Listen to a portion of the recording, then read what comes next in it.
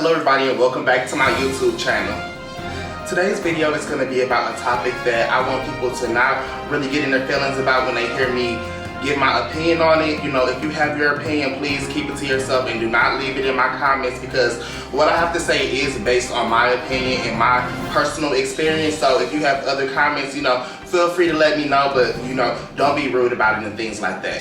So I have brought with me today my little black notebook to keep me on track and to keep me focused on the outline so I don't get too, you know, sidetracked on other things. But basically what I'm going to be talking about today is my experience in basic military training. I was in the Air Force about a month ago.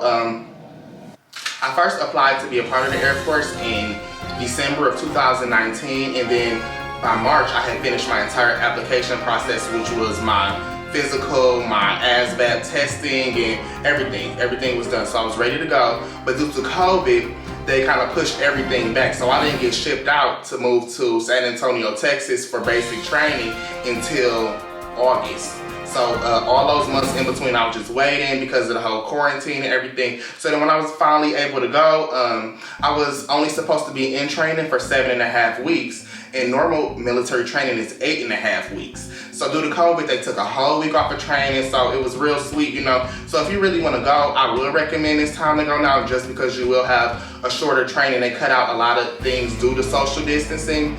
So the main thing that you need to know about going to the military is you always have to give a reporting statement. Now, I was in the Air Force, different branches like the Navy, the Army, all those different branches do have different rules. So the things that I'm going to be telling you today are basically just based off of the Air Force, but they all have a lot of similar things. You know, they all are part of the military, so it's going to be kind of the same type of content either way. So the main thing you need to know is that you do have to give a reporting statement. A reporting statement is when you say, sir or ma'am, to whoever you're talking to, trainee, your last name, reports is ordered. And then you can start saying whatever you want to say. So if you want to say, hey, can I go to the mailbox? Whatever you want to say. You have to say, sir, trainee, London, reports is ordered. May I go to the mailbox? Every single time. You will get grilled like out of this world if you say anything to a sergeant, anybody, without saying a reporting statement. If I'm talking to my peer, like we're on the same level, I don't have to say it. But if it's to somebody above me, then I have to say it every time. So that's the main thing you need to know. Also, things that you need to know.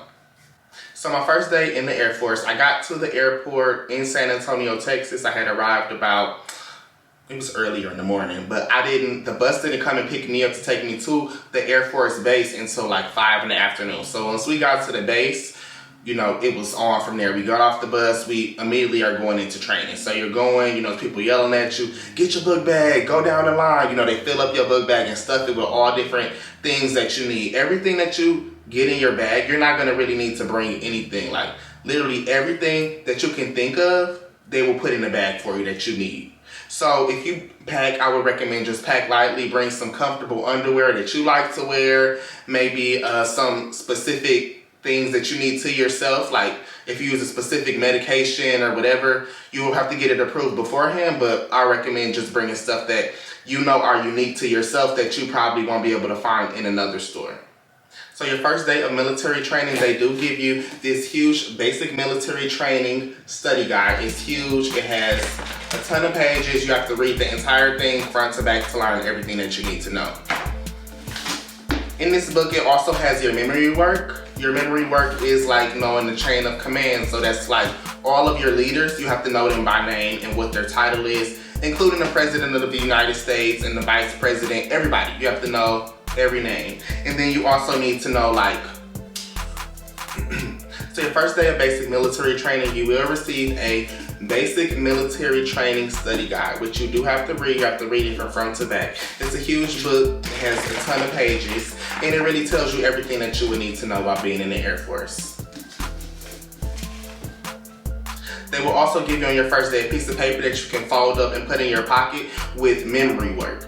Memory work is learning your chain of command down from the president to your leaders, everybody. You have to know their name and their title. Then you also need to know the badges that people have, because it means different things for their rank, like their enlisted rank. So the insignia, so some of them have a certain amount of stripes, some of them have stars, different things on them. You need to know every single thing. You will be tested on all of those different things. On the back of your memory work piece of paper, and also in your military study guide, it will have the Airman's Creed, and then it will also have a Air Force song. You should know that before you even come to basic military training, because a lot of people already know this stuff. Like, their family was in the military years ago, their grandparents, whoever it may be, they already know these songs. Like, they grew up knowing the Creed and stuff like that. So if you want the upper hand, you should already know it, because they will give you about 7 days to learn the song and the Creed. So that's something that should already be memorized.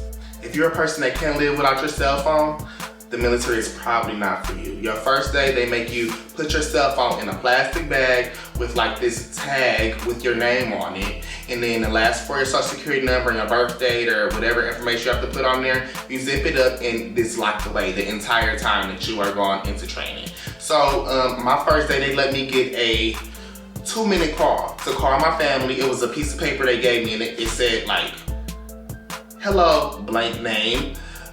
My address is whatever the address was down there. Please send me mail. Do not send me food. Do not send me liquids.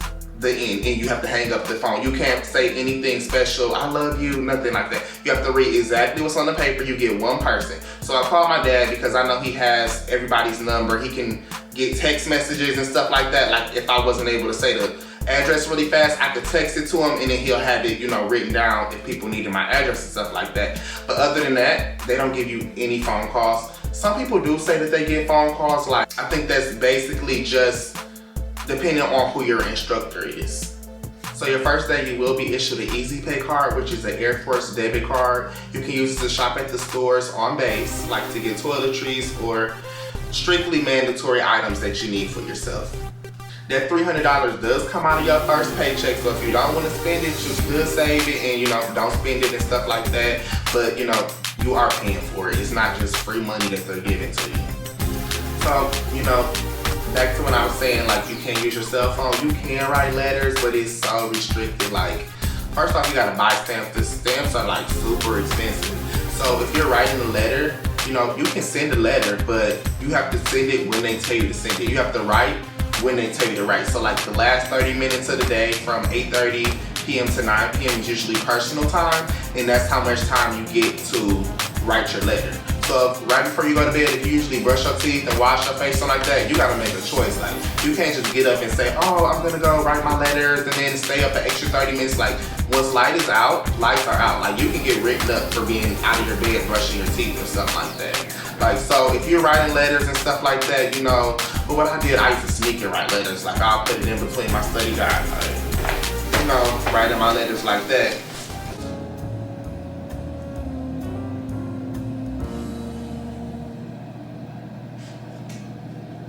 So the way the discipline system works is there are 341 sheets. The 341 sheet is a sheet that has all your information on it. You write on it yourself, you fill them out, you get 3 of them at first. So you keep one in your pocket at all times, you keep one, you know, locked up somewhere, and then you keep another one on your bed. Your bed has to be folded a certain way, so you put your 341 right up under the pillow, you know, a certain type of way. And if they come by and see that your bed is not made the right way, they can pull your 341. So after a certain amount of 341s get pulled, you are then kicked out of the Air Force, you get disciplined some type of way, you know, you get in big trouble for that. So, but then you also can get them pulled for good stuff too. So they can give it to you for merit, you know, take it from you and say, oh, so-and-so did such a great job at, you know, whatever you did. So then they do work like that as well.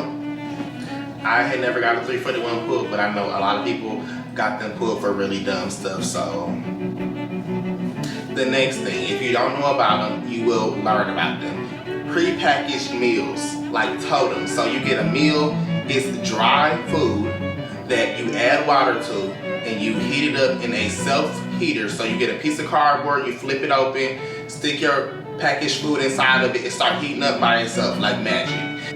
This food is made to last 20 years. So for people who are, you know, deployed soldiers and things like that, they have food and they're able to survive.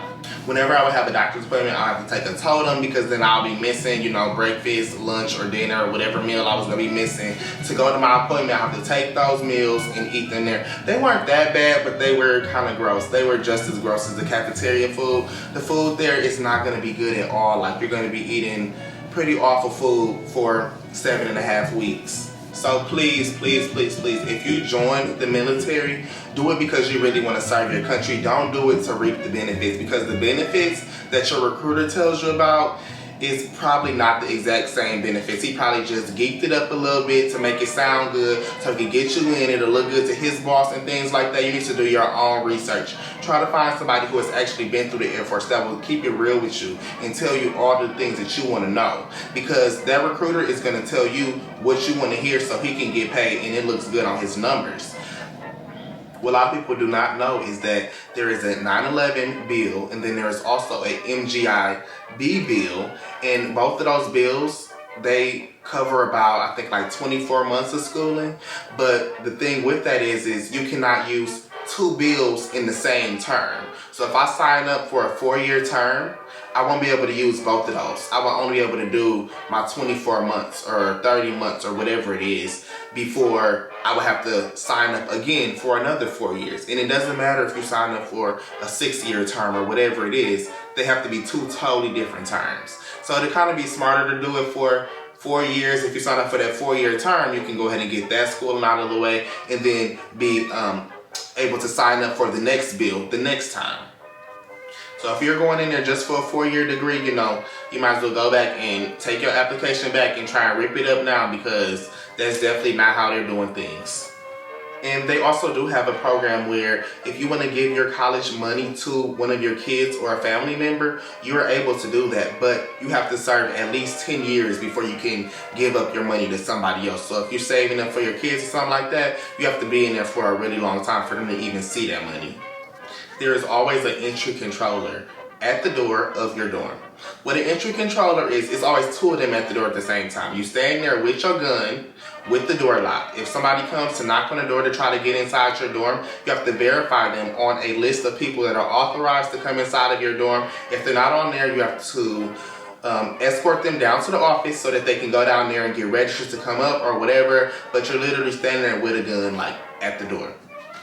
When you're standing there, you can't sit down. You have to be standing up the entire time. And the shifts are 2-hour shifts. So there is a entry controller monitor. The monitor will be able to write the schedule and everything. So you could be working from 4 to 6 a.m. or you could be working from noon to 2 p.m. You know, it's different shifts. And you work most days out of the week, so you know you usually don't get 2 night shifts back to back, but you can most definitely be scheduled like every day of the week.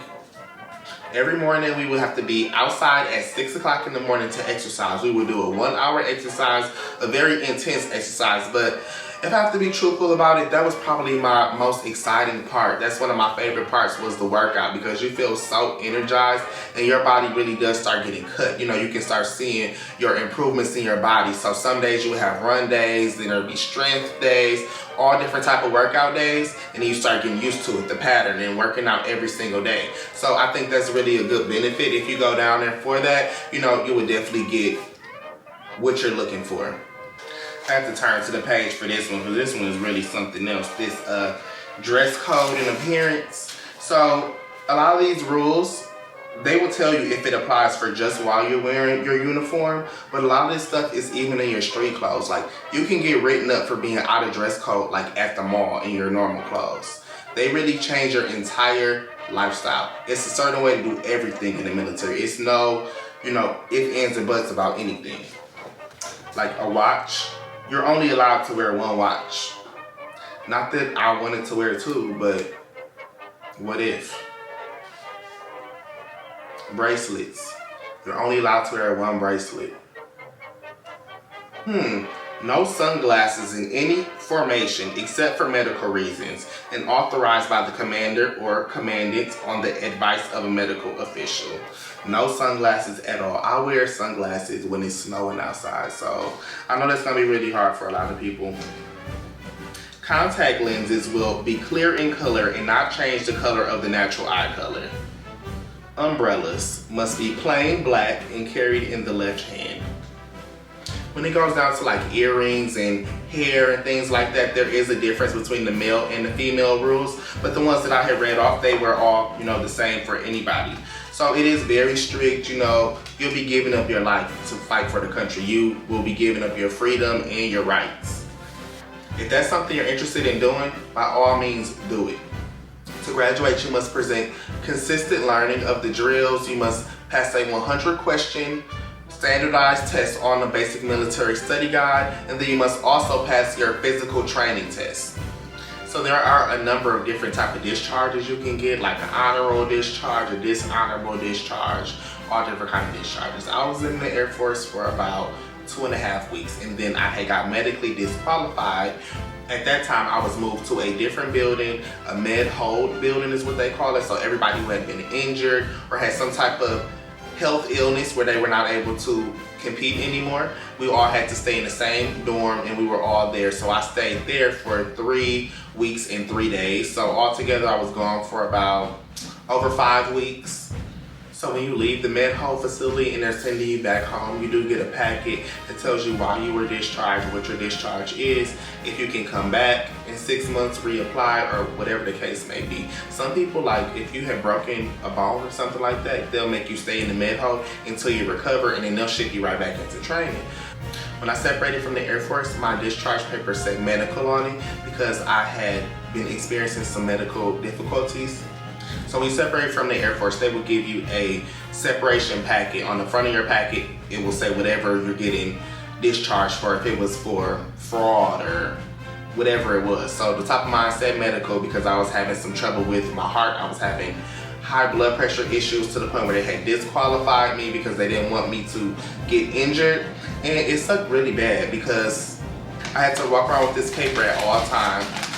It was a duty restriction, so if anybody asked me why I wasn't doing something, why I wasn't participating in the drills, I have to show them this medical document from the doctor describing why I can't participate in what things I can or cannot participate in. So then there'll be a box, and then they would check it next to it. So mine said that I was restricted from running. I was not allowed to do any running. I was not allowed to do any push-ups,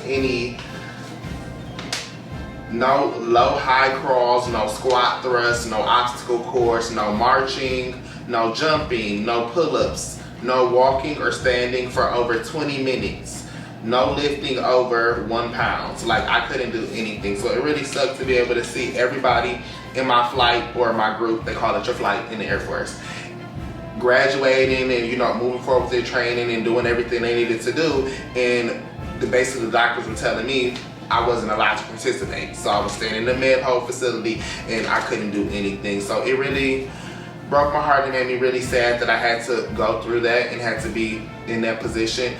I wouldn't wish for anybody to be put in that med hold facility. I think it really does break you down. The whole Air Force breaks you down. I think that's really something that is very emotional to some people, especially if it's something that you've been dreaming that you always want to do, and then tell you at the last minute, once you're already down there, oh, you can't participate. Like, why wouldn't they be able to tell me that before I went?